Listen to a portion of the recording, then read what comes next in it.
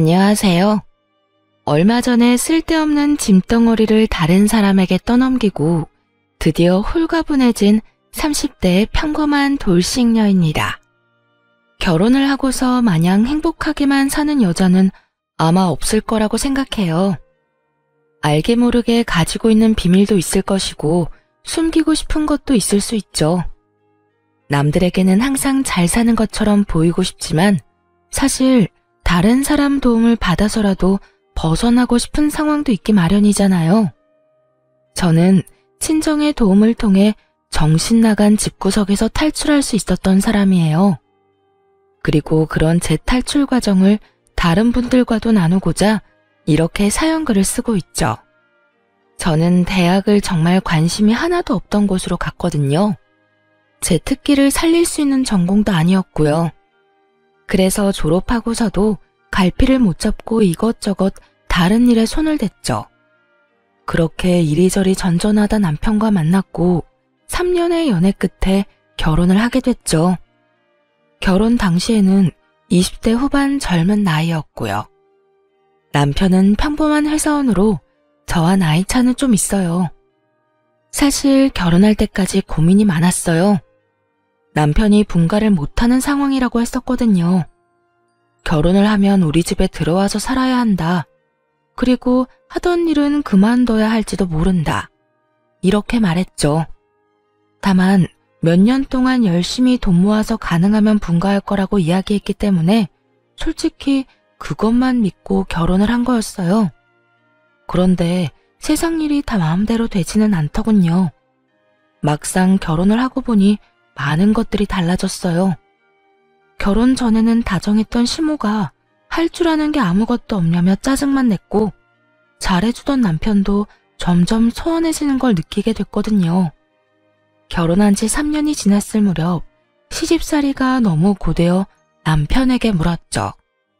여보, 우리 분가는 언제 하는 거야? 나 너무 힘들어. 돈을 모으고는 있어? 나도 열심히 모으는 중이야. 재촉하지 좀 마. 돈이 그렇게 쉽게 모여? 지금 이 집에 사람이 몇 명인지 알아? 사람 넷에 일하는 사람은 나뿐이야. 그러니 당연히 돈이 안 모일 수밖에 없지. 그럼 내가 일이라도 하면 되지. 아, 그게 가능한 일이라고 생각해? 너 일하면 아픈 우리 아버지는 누가 봐줘? 우리 엄마 병원은 누가 데리고 다니냐고. 어려도 제발 생각 좀 하고 살아라. 어? 매번 이런 식이었죠. 돈이 없다며 분가를 못한다고 하고 그래서 내가 돈 벌겠다고 하면 집안일은 누가 하냐고 버럭 소리치고. 솔직히 이때쯤에는 남편의 말이 진짜인지 믿기 어려울 정도였어요. 그렇게 쳇바퀴 돌듯 시간이 흘렀는데 안 좋은 소식이 하나 들려왔어요. 친정아버지가 암에 걸려서 병원에 입원하시게 됐다는 이야기였죠. 친정아버지는 위험한 일을 하셨기 때문에 보험도 제대로 들지 못한 상태였어요. 그래서 병원비가 많이 나오면 그걸 부모님 두 분이서만 감당할 수가 없었죠. 결국 언니와 오빠 저 이렇게 셋이 십시일반 돈을 걷어 감당하기로 결정했어요. 솔직히 처음에는 남편이 좀 도와주지 않을까 생각했어요. 제가 내야 할 금액이 30만 원 정도였고 그간 친정에 명절 제외하고 용돈을 따로 드린 적도 없었으니까요. 그런데 시모에게는 매달 40만 원씩 용돈을 드리고 생활비도 따로 드렸거든요. 그래서 저녁 식사 시간에 남편에게 넌지시 이야기를 꺼냈어요. 여보, 우리 아버지 암으로 병원에 입원하셨어. 그런데 병원비 감당이 안 돼서 언니, 오빠, 나 이렇게 셋이서 나눠내기로 했거든. 30만 원씩 내기로 했는데 그 돈 좀 부탁해도 될까? 30만 원? 그렇게 큰 돈을 갑자기 어떻게 빼? 그리고 넌 돈 벌지도 않으면 쓰는 건 쉽지? 어떻게 내 사정 하나도 고려 안 하고 그런 이야기를 할 수 있어? 돈 버는 게 그렇게 쉬워 보여? 그리고 나한테 무슨 돈 맡겨놨어?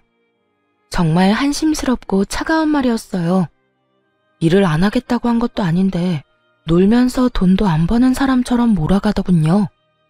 그렇게 말하는 남편 놈을 보며 오랜만에 화가 확 치밀었죠. 그런데 옆에 있던 시모가 더 짜증나는 말을 하더군요. 아이고, 돈 한 푼 안 버는 식충이가 무슨 돈을 달래? 너 돈도 안 벌면서 돈 쓸 궁리만 하는 버러지니? 네 아버지 병원비는 병원비고 우리 아들이 번 돈은 우리 아들 거지. 왜 네가 우리 아들한테 돈을 달라 말라야? 어머님, 저 결혼 전에 일하고 있었어요. 돈 벌고 있었다고요. 그런데 일 못하게 하고 집안일 시키고 아버님 수발만 들도록 만든 게 누군데? 어머님이랑 당신이잖아. 해달라는 대로 했으면 내가 원하는 것도 들어줘야지. 먹여주고 재워주는데 그런 일도 안 하면 그게 사람이야? 그리고 네가 일해봐야 얼마나 벌어? 하반끈도 짧은 게 모작 200만 원 벌어왔으면서 그걸로 유세는? 그 돈 버느니 우리 집에서 일하고 수발드는 게 훨씬 낫지.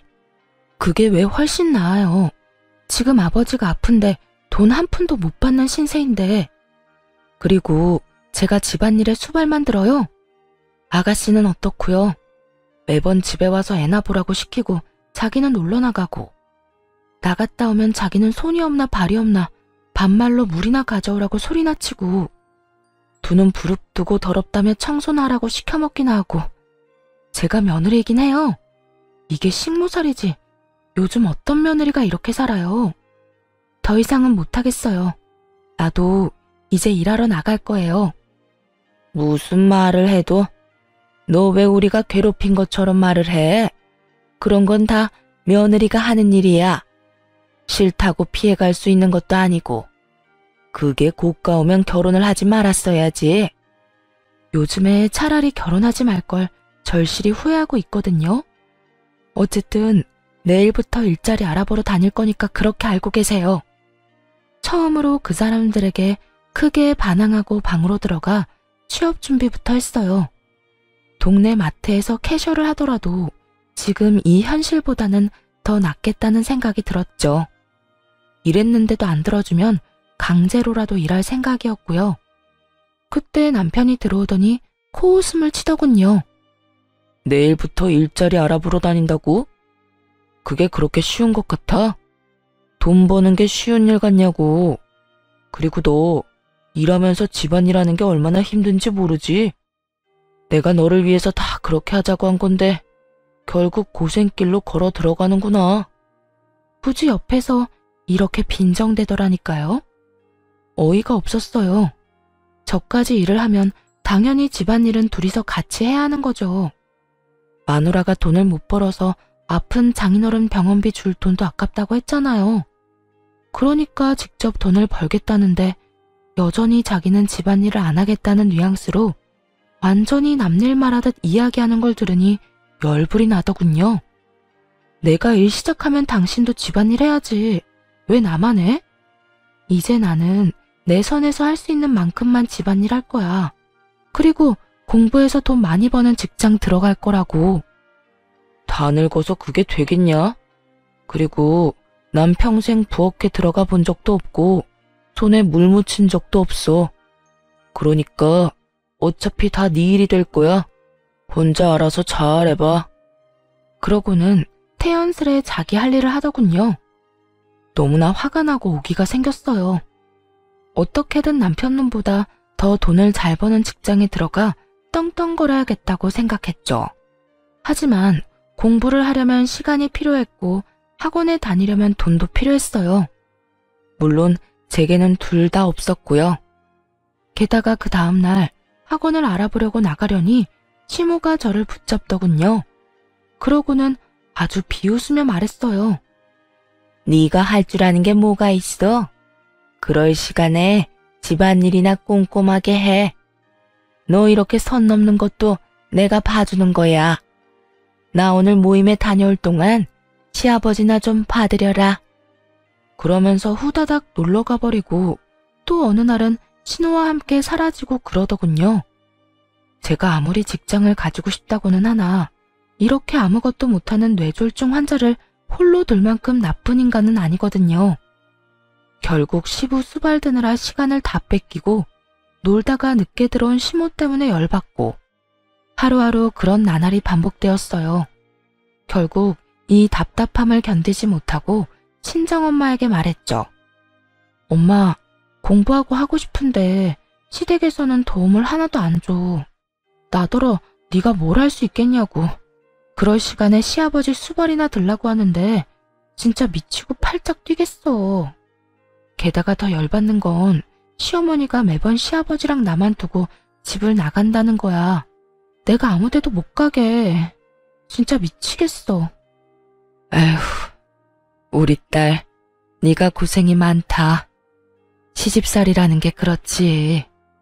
나는 너 결혼하면서 그 집에 들어가 산다고 했을 때부터 느낌이 별로 안 좋았어. 한번 그렇게 살기 시작하면 분가가 쉽지 않거든. 그 상태가 편해지면 아무도 놓아주려고 하지 않을 테니까.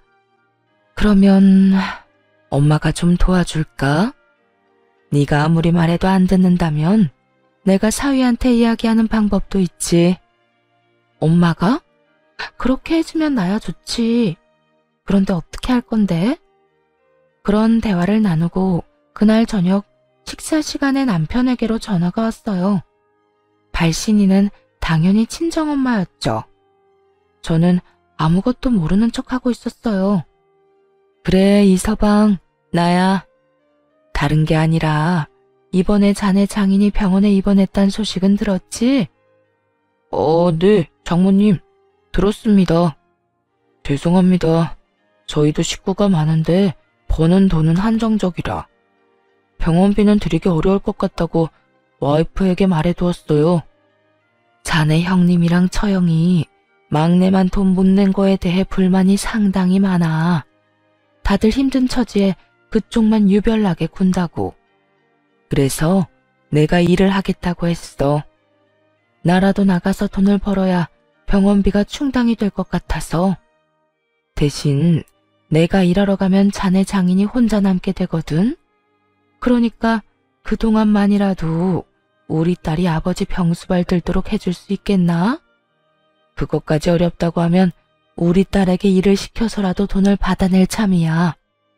그 이야기를 듣는데 남편놈 미간에 주름이 생기더군요. 돈을 주느냐 마누라의 노동력을 주느냐, 자기 나름대로는 참 힘든 결정이었겠죠.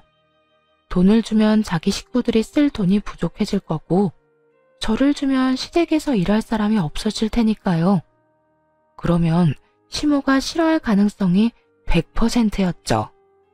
하지만 장모가 직접 전화를 해서 어쩔 수 없이 자기가 직접 일하러 가겠다고 하며 형님과 처형까지 들먹이니 남편도 답을 안 할 수는 없었어요. 그러면 일하시는 날짜부터 이 사람 보내겠습니다. 아휴, 고맙네. 안 그래도 남편만 두고 이 늙은 몸 이끌고 일하러 가는 게 부담스러웠는데 딸이라도 와서 간병해준다면 나도 마음 놓고 일할 수 있겠어. 그렇게 통화가 마무리되자 남편놈이 인상을 팍 쓰고는 저한테 그러더군요. 장모님, 언제부터 일하러 가신대? 아마 내일 당장 가신다는 것 같던데. 그럼 내일부터 나 아버지가 입원해 계신 병원에 갈게. 아니, 네가 어딜 가? 너 여기서 네 시아버지 수발 들어야지. 우리 집안일도 해야 하고. 어머니, 당분간은 이 사람 집에 못 있어요. 장인어른이 입원해 계시는데 자식들이 병원비로 30만 원씩 걷자고 했나 봐요. 근데 와이프가 일을 안 하니까 저더러 달라고 했는데 못 준다고 했거든요.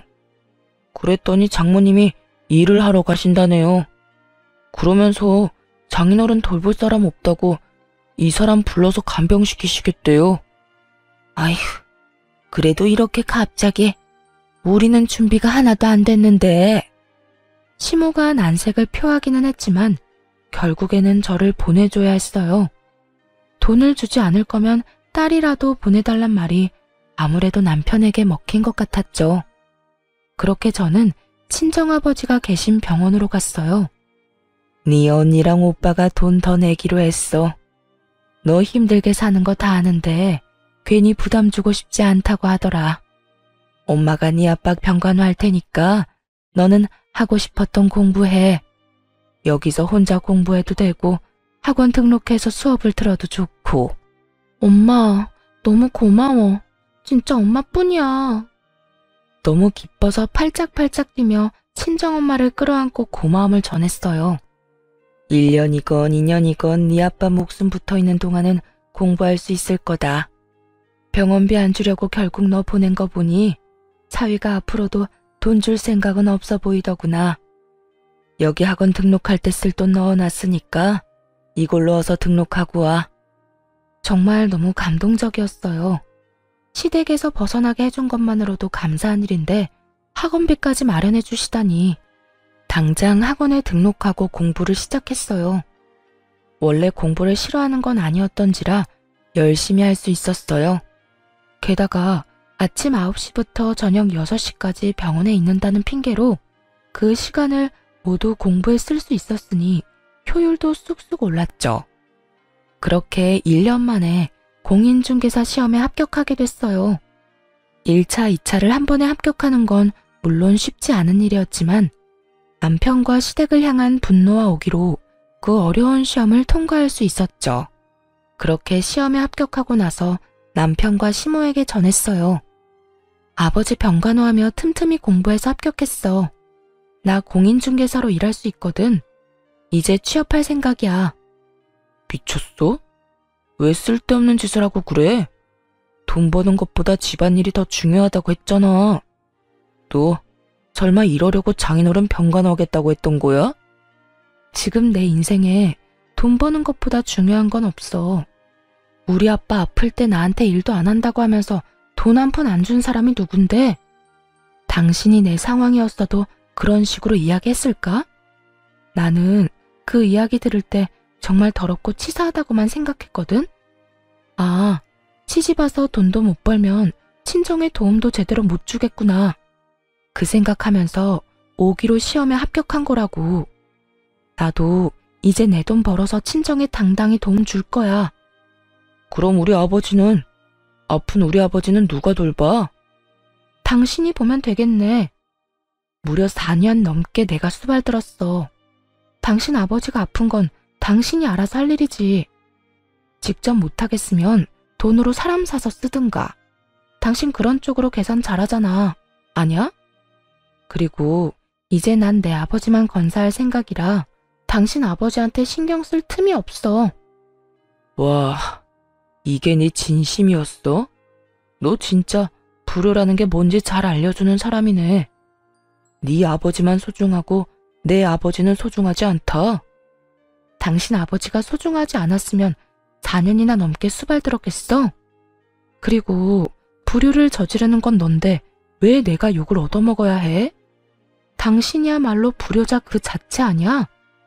아픈 아버지를 마누라한테 맡겨놓기만 하면 다라고 생각하고 있는 건 아니지? 그걸 사람들이 뭐라고 하는지 알아? 대리효도라고 그래. 남 시켜먹을 생각만 하지 말고 당신 스스로 효도할 생각도 좀 해. 뭐? 너 지금 말 다 했어? 나한테 감히 그딴 말을 짓거린 거야? 지금까지 속 편하게 먹여주고 재워준 게 얼만데. 먹여주고 재워줘? 끼고 있네. 넌 그게 와이프한테 할 말이야? 먹여주고 재워주는 대신 죽어라 일 시킬 거면 그게 식모살이랑 뭐가 달라. 차라리 가정부가 더 낫겠다. 돈이라도 받지. 먹여주고 재워준다는 명목하에 돈 한 푼 안 주고 식모살이 시켜놓고는 이제 와서 뭐? 당신이 대체 뭘 해줬는데 이렇게 당당해? 결혼하면 일하지 말고 집안일이며 수발이나 들라고 한 사람은 바로 너야. 그래놓고 재워주고 먹여준 걸로 생색이란 생색을 다 떨어? 웃기지 마. 눈앞에 보이는 게 하나도 없었어요. 시험 합격이라는 추진력을 얻어 자신감이 가득 찬 상태였거든요. 정말 그 전부터 하고 싶었던 말을 다 했던 것 같아요. 이 상황을 깨부셔야 어떻게든 진전이 있을 거라 생각했거든요. 그런데 밖에서 저와 남편의 실랑이를 다 들었는지 시모가 갑자기 방으로 들어와 난리를 쳤어요. 얘 말하는 것 좀 봐라. 이제 돈 좀 벌 거라고 아예 유세를 떠네. 내가 왜 여태 너한테 일 못하게 한 줄 아니? 이럴까봐 그런 거였어. 어줍잖게 번 돈 다 친정에 갖다 바칠까봐. 우리가 너한테 해준 게 얼만데 왜 그 돈을 다 친정에만 주려고 하는 거냐? 당연히 네가 버는 돈의 반은 우리 거지. 저 세상 논리를 펼치며 제가 번 돈의 지분이 자신들에게도 있다는 시무를 보고 너무나 어이가 없어서 할 말을 잃어버리고 말았어요. 말을 잊지 못하고 있자 시무가 아주 기세등등해서 그러더군요. 우리한테 돈 다 줄 거 아니면 일하지 마. 아니면 네가 번 돈으로 그동안 못하는 집안일 책임져야지. 네 시아버지 돌볼 간병인도 고용해야 하고 요리해주고 청소해줄 사람도 구해야 하고 너 때문에 못하는 거니까 네 돈으로 해야 할 거 아니냐. 그거 다 해결하기 전에는 일하러 못 간다. 네가 없으니 다 못하는 일 맞잖니? 집안일 할 사람이 없는데. 왜 집안일 할 사람이 없어요? 집에서 제일 하는 일 없는 사람이 하면 되죠. 너 지금 이 늙은이한테 일 시키려고 하는 거냐? 어떻게 그런 짓을 할 수가 있어? 솔직히 집에서 하는 일 없으시잖아요. 사부작 왔다 갔다 하며 청소, 빨래, 요리해두는 거 일도 아니죠. 그리고 맞벌이 하는 부부들은요, 보통 집안일을 나눠서 해요. 둘 다 돈 버니까 집안일도 나눠서. 아시겠어요? 제가 돈도 벌고 집안일도 다 할 거면 결혼은 왜 했겠어요? 차라리 혼자서 속 편하게 살지. 대화를 할수록 이 상황이 비정상이라는 걸 깨닫게 됐어요. 웬만하면 결혼 생활을 유지해야겠다고 생각한 것도 잘못됐다는 걸 알게 됐죠. 이건 평범한 상황이 아니었고 정말 이혼을 해야만 하는 상황이었으니까요. 며느리를 이따위로 취급하는 시댁에서 더 이상 살 필요가 있을까 싶었어요. 게다가 이제는 돈을 마련할 수 있는 최소한의 자격도 생겼잖아요. 그걸 생각하니 없던 용기도 막 솟더라고요. 말을 한마디도 안 지는구나. 너 못 나간다. 밖으로 못 나가. 강경한 제 모습에 시무는 문고리를 잡고 못 나가도록 막아버리더군요. 이에 지지 않고 시무의 손가락을 하나하나 떼어가며 말했어요. 내가 왜 이딴 취급받으면서 당신들하고 살아야 하는 건지 모르겠어. 우리 이혼하자. 나 당신이랑 그리고 당신의 가족이랑 더는 못 살 것 같아. 여보, 무슨 소리야. 이혼은 무슨 이혼? 우리가 왜 이혼을 해? 이제 일 좀 시작한다고 막 들떠서 그렇지? 그거 한때야. 나중에 거품이라는 걸 알게 될 거라고. 거품이든 뭐든 난 더는 이렇게 못 살아. 5년 동안 이 집에서 식모살이 하며 산 것도 진짜 대단하다고 생각하거든? 그러니까 제발 이혼 좀 해줘. 나 이런 데서 시달리다 죽기 싫으니까. 그렇게 소리를 빽 지르고 친정으로 와버렸어요. 짐들을 다 놔두고 왔지만 나중에 몰래 가서 가져올 생각이었고요. 시댁에서 나와 가장 먼저 한 일은 변호사를 만나는 일이었어요. 그리고 바로 이혼 소송을 접수했죠. 그날 저녁 시모에게서 전화가 계속해서 오더군요. 전화를 안 받으니 그 다음에는 문자까지 왔어요. 이혼은 무슨 이혼이냐. 내 눈에 흙이 들어가도 이혼은 안 된다. 너는 죽어도 이 집 귀신이다 등등 이런 무시무시한 문자를 많이도 보내더군요. 참 웃겼어요. 묵묵히 일만 하던 식모가 이제 자기 살 길 찾아 떠나려니 이렇게 앞길 막으려는 사람이 많은가 보다 싶었죠. 시간이 흐르고 남편과의 이혼, 그리고 새로운 직장에 적응하기 등 그런 것들로 하루하루가 굉장히 버겁고 힘든 상황이 되었어요. 솔직히 다른 거에 신경 쓰고 싶은 생각도 없었죠. 그런데 하루는 웬 여자가 저를 찾아온 거 있죠. 처음에는 집 보러 온 고객인가 싶었는데 저를 콕 집어 잠깐 밖에서 보자더군요. 누구냐고 물었더니 남편 이름을 대며 할 이야기가 있다고 하는 거예요. 그 여자가 꺼낸 이야기는 충격적이었죠. 나요. 그 사람 애인이에요. 그런데 그 사람이 당신 때문인지 나하고 결혼을 빨리 안 해주더라고요. 이혼을 한다고 했는데 어떻게 됐는지 이야기도 안 해주고. 그래서 그 사람 등 떠밀어 주려고 당신 만나러 온 거예요. 우리를 위해서 빨리 이혼해주면 안 될까요? 뜬금없이 등장해서는 정말 기세등등한 상간녀였어요. 저는 남편에게 상간녀가 있는 줄도 몰랐거든요. 이혼을 결정하고 나서는 신경 쓸 겨를도 없었으니까요. 그 전에는 시험 공부 때문에 바빠서 눈치도 못 챘고요. 솔직히 처음에는 화가 엄청 났거든요. 아픈 장인에게 줄 병원비는 없으면서 여자한테 쓸 돈은 많나 하는 생각 때문에요. 이혼을 결심하기 전이었다면 계속해서 화나고 열받았을 텐데 남편 측이 이혼을 안 해주고 있는 이 상황에서는 무척이나 환영할 만한 등장이었죠. 솔직하게 말해서 제 입장에서는 막을 이유가 전혀 없잖아요.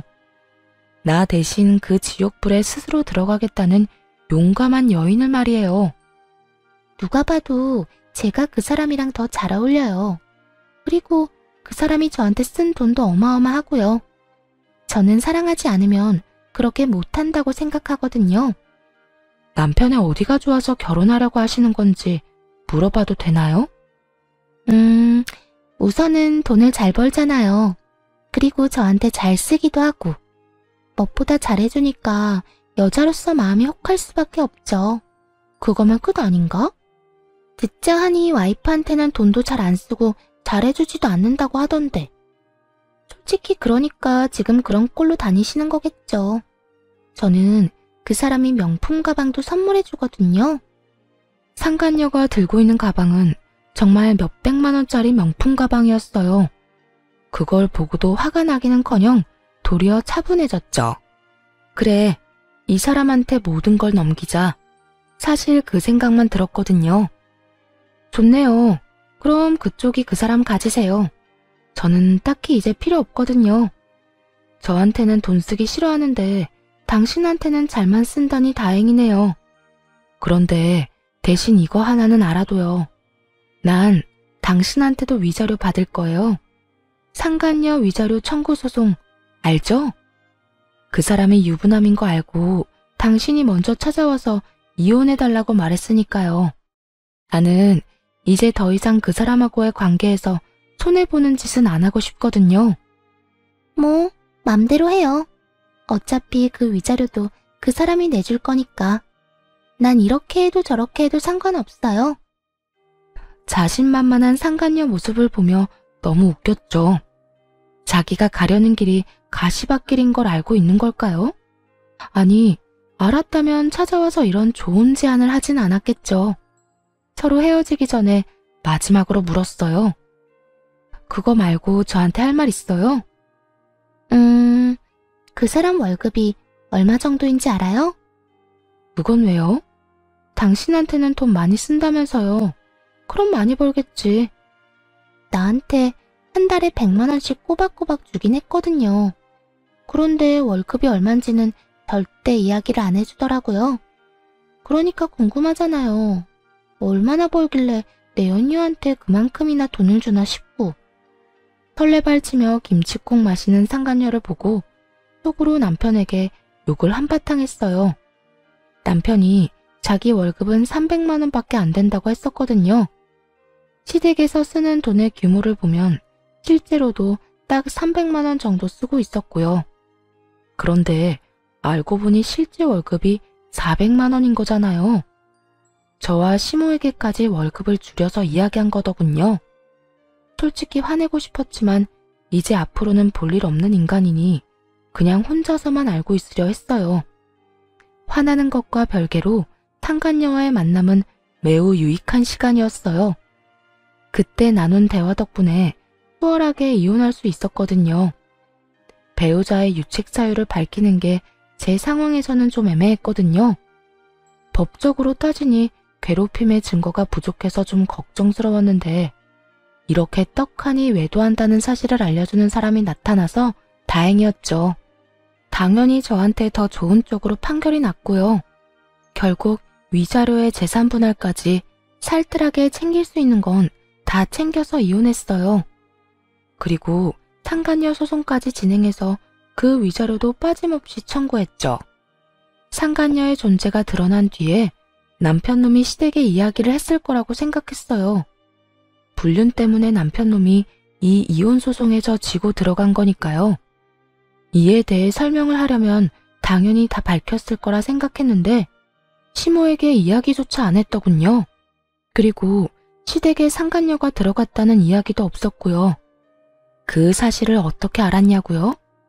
이혼 판결이 난 날 시댁집에 제 물건을 가지러 잠깐 들렀거든요. 솔직히 가져올 짐이 많지는 않았지만 버리기 아까운 물건들이 몇 개 있어서요. 그렇게 시댁에 들어갔더니 시모가 씩씩거리며 집안을 청소하고 있더군요. 그러고는 저를 보더니 폭발한 듯 화를 냈어요. 너 여기가 어디라고 와? 이혼했으면 얼굴도 들이밀지 말아야지. 내가 지금 너 대신 집안일 하느라 죽어나는 거 안 보이니? 며느리가 돼서 이거 하나 못하겠다고 이혼이나 하고 집 나가고. 잘하는 짓이다. 망할 것 같으니라고. 우리를 이렇게 물 먹여놓고 나가서 잘 살 수 있을 것 같아? 넌 나가자마자 망할 거야. 하는 일마다 다 재수가 없을 거라고. 이 천하의 재수없는 년아. 네네. 그런데 왜 어머님이 청소를 하고 계세요? 이 사람 내연녀 있는데요. 사귀는 사람 있어요. 몰래 바람 피운 여자. 그 여자가 이 집에 그렇게 들어오고 싶어 하던데 왜 안 왔나 모르겠네요. 그 여자한테 시키면 되잖아요. 뭐? 그런 여자가 있어?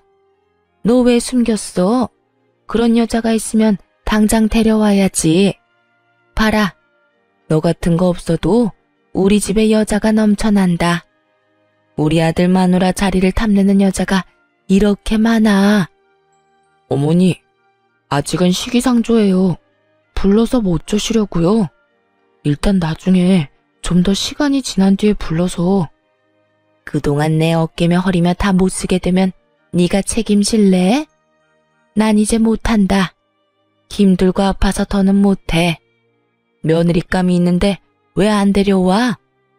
일을 시키면 저처럼 도망갈까봐 남편놈은 상간녀를 부르기 꺼리는 느낌이었어요.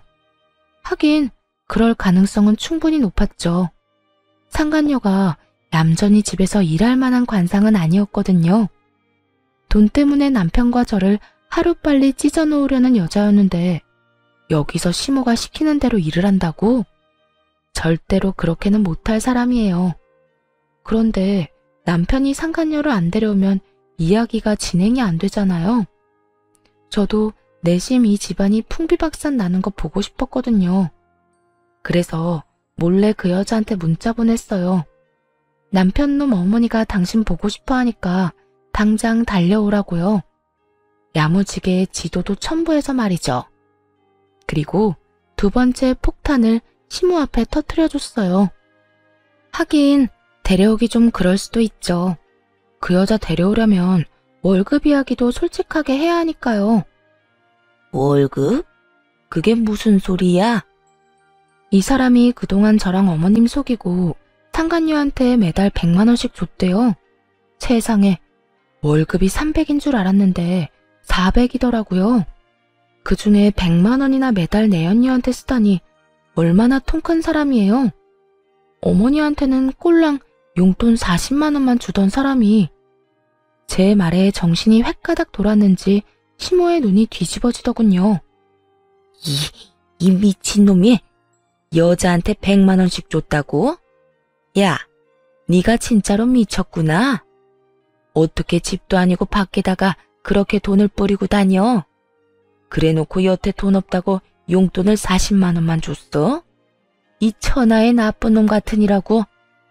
너 엄마는 줄 돈 없다고 속이고 바람 피우는 년한테 돈 다 몰아준 거야? 시모도 화가 날 만하죠. 우리 아버지 아프다고 병원비 좀 달라 했을 때 돈 없다고 안 주던 놈이 원래는 100만 원이나 더 벌고 있었다는 걸 알았을 때 저처럼요. 저 대신 열심히 화내며 남편놈 등짝을 두드리는 시모를 보고 묘한 희열을 느꼈어요. 그리고 옆에서 짐이나 부지런히 챙겼죠. 두 사람이 싸우거나 말거나 저하고는 이제 상관없잖아요. 구경하는 건 너무 재밌었지만 굳이 끼고 싶지는 않으니까요. 그런데 도중에 벨이 울리더군요. 혹시라도 남편놈이 돌려보낼까봐 손수 문을 열어줬어요. 상간녀가 등장하자 남편놈 얼굴이 부들부들 떨리기 시작하더군요. 너 여기 왜 왔어?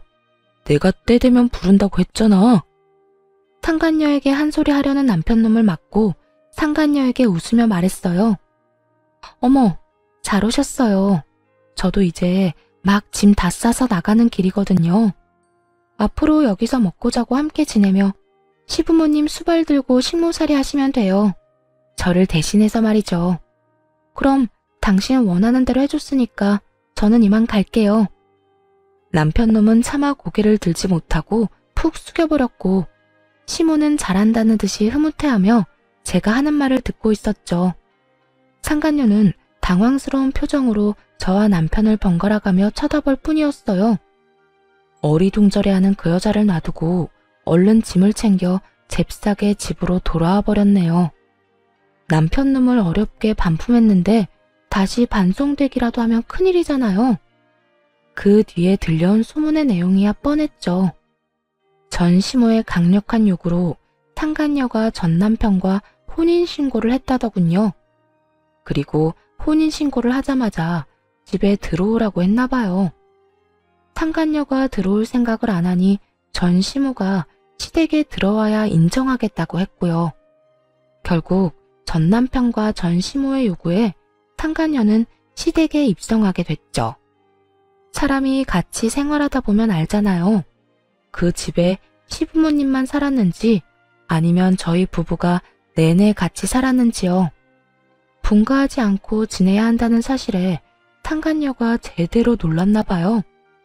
자기는 사기당한 거라고 전 남편에게 책임지라고 당장 분가하자고 난리를 쳤대요. 전 시모는 시모대로 집안일도 제대로 안 하는 며느리만 보면 떽떽거리다가 결국 지쳤는지 며느리 모시고는 못 산다며 아들을 들들 볶아댔다고 하더라고요. 그런데 더 웃긴 건 전 시모와 상간녀가 도권 때문에 싸운 게 아니었다는 거예요.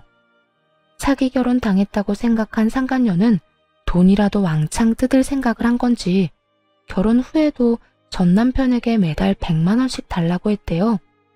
전 남편 놈은 잡은 물고기한테는 밥 안 주는 것처럼 돈을 안 줬고요. 저한테 했던 말을 상간녀한테도 똑같이 했다고 들은 것 같아요. 집에만 있으면서 돈 쓸 데가 어디 있냐고요. 그런데 두 사람의 대화를 듣고 있던 전 시모가 뭐라고 했다는 줄 아세요? 살림 안 하는 며느리 대신 자기한테 그 돈 내놓으라며 아들 붙잡고 호소했다네요. 그러자 상간녀가 전 시모 머리채 붙잡고 늙은 노친네 운운하며 먼저 싸움을 걸었고 결국 전 시모도 상간녀의 머리를 쥐어잡으며 서로 피 터지게 싸웠다고 하더군요. 이게 다 상간녀 입에서 나온 이야기예요. 친구들, 지인들 할 것 없이 모든 사람에게 다 말하고 다니는 바람에 전 남편과 전 시모의 평판은 완전히 바닥을 쳤죠. 그 뒤로 조용하더니 어느 날 지인으로부터 전 시모의 근황을 들을 수 있었어요. 글쎄, 전 시모가 상간녀와 드자비를 한 뒤로 화병이 나서 드러누웠대요. 친정엄마에게서 그 이야기를 듣는데 얼마나 웃기던지 한참 배꼽 빠지게 웃었네요. 저는 이혼 후에 친정으로 들어갔어요. 아버지 병간호를 하며 틈틈이 일도 했죠. 그러나 이혼한 지 얼마 안 돼서 아버지는 돌아가셨어요. 그래도 병원에서 말했던 1년보다는 더 오래 사셨네요. 이혼을 하고 혼자 된 저를 많이 안타까워하셨지만 그 어느 때보다도 생기 있게 일하는 모습을 보시고는 마음 놓고 가셨답니다. 아버지가 돌아가신 뒤에는 유산을 조금 나눠받았어요. 거기에 재산 분할로 받은 돈과 위자료 그리고 상간녀 소송으로 받은 돈까지 합해서 저만의 작은 공인중개사 사무소를 개업했어요. 몇 년 만에 정신없이 일하니 그게 너무너무 재밌더라고요. 돈 버는 재미에 푹 빠져서 다른 건 생각도 안 났죠. 그런데 6개월쯤 지났을까요? 제 공인중개사 사무소에 전 시모와 전 남편이 떡하니 찾아왔더군요. 무슨 행패를 부리려 여기까지 왔나 싶어 신경이 곤두섰어요. 그러니 말이 곱게 나갈 수가 없었죠. 무슨 일로 찾아오셨어요? 여보. 전 남편 놈이 어이없게도 저를 여보라고 부르더군요. 상간녀랑 혼인신고했다는 사실을 다 알고 있는데도 말이죠. 죄송하지만 저한테는 남편이 없는데요. 얼마 전에 이혼했거든요. 미안해. 길게 할 말이 있는데 시간 괜찮아? 예약 손님 곧 오실 거니까 짧게 이야기해주세요, 짧게. 갑자기 분위기를 잡으려는 전 남편의 말을 끊으며 최대한 짧게 말하라고 했어요. 길게 말하고 싶은 마음도 없었지만 일터에서 언성 높이고 싸우고 싶진 않았거든요. 그러는 순간 새 가게에 때가 묻은 기분이 들 것 같아서요. 저기, 제발 우리 집으로 다시 돌아와주면 안 될까? 당신이 하는 거 뭐든지 다 허락해주고 일하는 것도 막지 않을게. 그냥 집에 다시 돌아오기만 하면 돼. 정말 다른 건 바라는 거 하나도 없어. 당신 하자는 대로 다 할 수 있어. 아니, 갑자기 찾아와서 무슨 헛소리야? 여보세요. 우리 6개월 전에 이혼했어요. 아직 이혼 서류에 잉크도 다 안 말랐는데 갑자기 도대체 이게 무슨 짓이야. 혼자 잘 살고 있는 사람한테 갑자기 찾아와서. 당신이 없으니까 집이 잘 안 돌아가. 우리 집 지금 완전 엉망이야. 당신이 있었을 때가 제일 완벽했던 것 같아. 너무 어이가 없었어요. 저 하나 없다고 그 집이 안 돌아갈 리가 있나요? 그저 돈 쓰기 싫으니까 일이 다 막힌 거겠죠. 그 집에는 지금 공짜로 일해줄 사람이 없었나 봐요. 식모가 필요하면 돈을 주고 식모를 고용해. 왜 잘 사는 사람한테 와서 이딴 헛소리를 하는데? 난 당신하고 이렇게 노닥거릴 시간도 없는 사람이야. 아니면 당신 상간녀한테 시키든가. 혼인신고한 거 아니었어? 그 여자가 당신이랑 결혼한다고 하던데? 당신하고 살고 싶어서 나 찾아와서 이혼해달라고 한 그 여자한테 부탁하면 되지. 무상으로 집안일하고 시부 병수발 들어달라고. 그런데 대답한 건 전 남편이 아니었어요.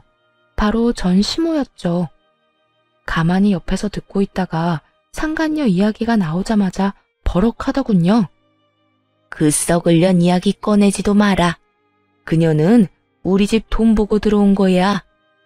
분가해달라고 그 난리를 치는 통에 돈 모아서 분가해주겠다고 약속했는데 그 잠깐을 못 참고 도망갔지 뭐냐. 그런데 이 망할 년이 그냥 나간 것도 아니야. 내가 우리 윗대 어르신들한테 물려받은 폐물을 싹 다 가지고 도망갔더라. 게다가 그 폐물 들어있던 함 위에 뭐라고 적어놨는지 알아? 위자료. 이렇게 적혀있는데 그거 보는 순간 눈앞이 어찌나 노래지던지. 세상에 그게 어떤 물건인데? 그날 졸도할 뻔한 걸 생각하면 지금도 정신이 아찔할 정도야. 폐물 훔쳐가면서 위자료라니 너무 웃겼어요. 제 생각에 왠지 그건 상간녀가 제게 보내준 위자료일 것 같았어요. 웬일인지 전 남편 이름이 아닌 상간녀 이름으로 보냈더라고요. 그 돈을 주고 나서 너무 아까웠던 모양이죠. 아니면 전 남편이 줄 거라고 생각했는데 안 줘서 냅다 그걸 들고 튄 걸 수도 있고요. 어머니는 왜 이 사람한테 그런 이야기를 해요? 창피했는지 전 남편이 제 눈치를 보며 그렇게 말하자 전 시모가 급발진하며 소리치더군요. 조강지 쳐버리고 잘 되는 놈 하나 못 봤어. 이게 다 바람 피운 네 탓이지. 아니, 아내가 이렇게 잘 될 줄 알았으면 이혼을 하지 말았어야지. 이혼할 건수조차 주지 말았어야지. 괜히 상간녀랑 바람 피운다고 헛짓거리하는 바람에 결국은 봐라. 재산 분할만 실컷 해주고 위자료까지 뜯겼지. 그것만이면 다행이게. 네가 어디서 되먹지도 못한 년 데려와서 이렇게 된 거 아니야? 일 잘하는 와이프 내보내고 미친년을 집안에 들였잖아. 네가 장인 병원비 30만 원만 안 아꼈어도 이럴 일 없었어. 으이그 등신 같은 놈. 저것도 자식이라고 내가 미역국은 왜 처먹었는지. 일 잘하던 식모 겸 며느리를 잃은 전 시모의 분노는 대단했어요. 그렇지만 아직도 모르는 게 하나 있더군요. 우리 부부는 언젠가는 깨질 사이였다는 거요.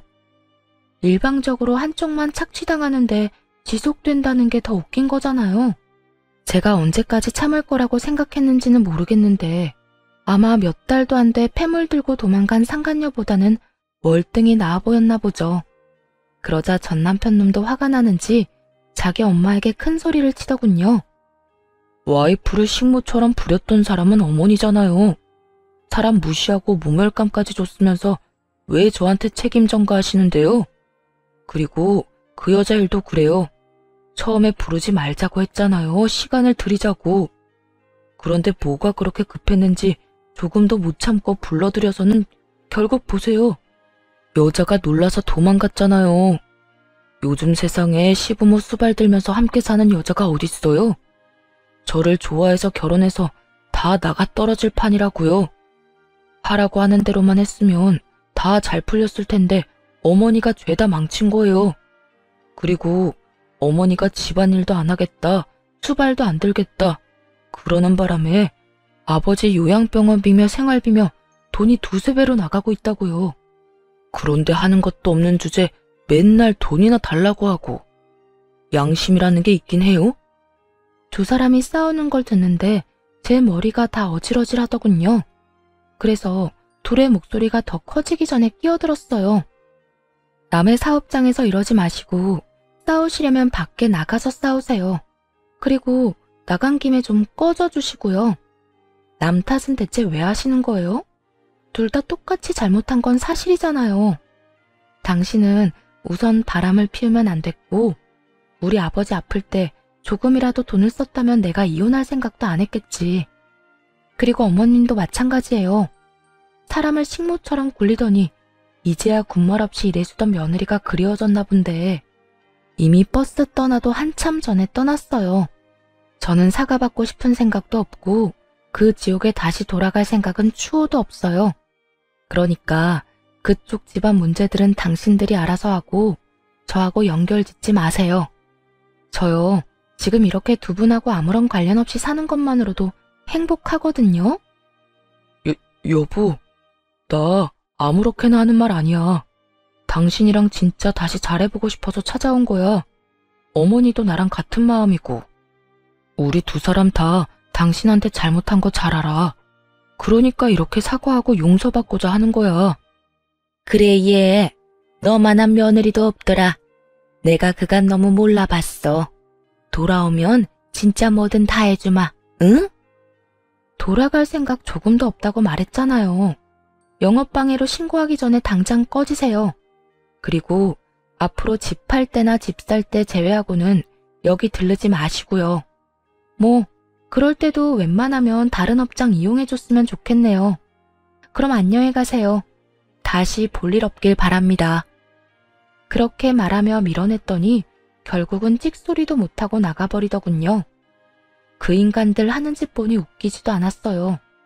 있을 때는 소중한 줄도 모르고 막대하다가 결국 다른 사람한테 뒤통수 얻어맞고 뒤늦게 찾아와 용서를 구하는 꼴이라니. 다시 저를 찾은 것도 순수한 의도는 아니었을 거예요. 혼자서 나름대로 돈도 잘 벌고 있는 것 같고 잘 구슬리면 예전처럼 일해줄 거라는 그릇된 믿음이 있었기에 온 거였겠죠. 하지만 이제는 예전의 제가 아니잖아요. 그때는 아무것도 모르고 하라는 대로 했지만 지금은 전혀 다르거든요. 저도 제 가치를 알고 제 인생을 위해 당당하게 주장하는 사람이 되었으니까요. 저를 찾아왔다 간 후에도 전 시모와 전 남편이 제정신 못 차리고 또 싸워서 동네 주민들 민원으로 경찰까지 출동했다고 하더군요. 죽이 척척 잘 맞던 모자가 결국에는 앙숙이 되어버렸으니 조만간 그들이 살던 집이 매물로 나올 것 같다는 생각이 들었어요. 얼굴만 마주쳐도 싸울 텐데 계속 한 집에서 같이 살 수는 없을 테니까요. 이렇게 해서 그들과의 인연은 끝이 났네요. 저의 탈출도 정말 다행히 성공적으로 끝이 났고요. 저 사람들 틈바구니에 있었다간 제 몸이 남아나지 않았을 거예요. 여러분도 혹시 탈출해야 한다고 느낀다면 그곳에서 지체 없이 빠져나오세요. 당시에 힘들기는 했지만 지금은 행복해서 웃고 있으니까요. 제 사연글 재미있게 읽어주셨으면 좋겠네요. 모두 오늘 하루도 즐겁고 행복하게 보내세요.